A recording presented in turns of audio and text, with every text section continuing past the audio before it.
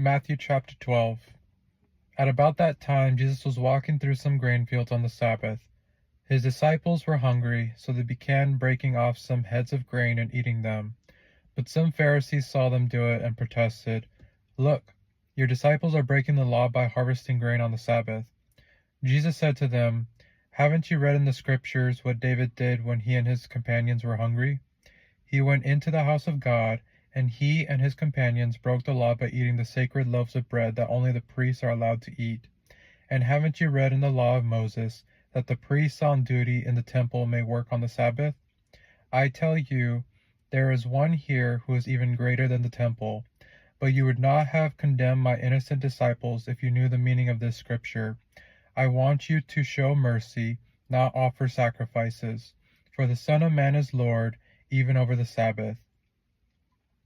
Then Jesus went over to their synagogue, where he noticed a man with a deformed hand. The Pharisees asked Jesus, "Does the law permit a person to work by healing on the Sabbath?" They were hoping he would say yes, so they could bring charges against him. And he answered, "If you had a sheep that fell into a well on the Sabbath, wouldn't you work to pull it out? Of course you would.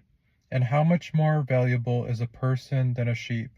Yes, the law permits a person to do good on the Sabbath."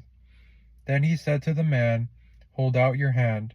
So the man held out his hand, and it was restored, just like the other one. Then the Pharisees called a meeting to plot how to kill Jesus. But Jesus knew what they were planning, so he left that area, and many people followed him. He healed all the sick among them, but he warned them not to reveal who he was. This fulfilled the prophecy of Isaiah concerning him. "Look at my servant, whom I have chosen. He is my beloved, who pleases me. I will put my spirit upon him, and he will proclaim justice to the nations.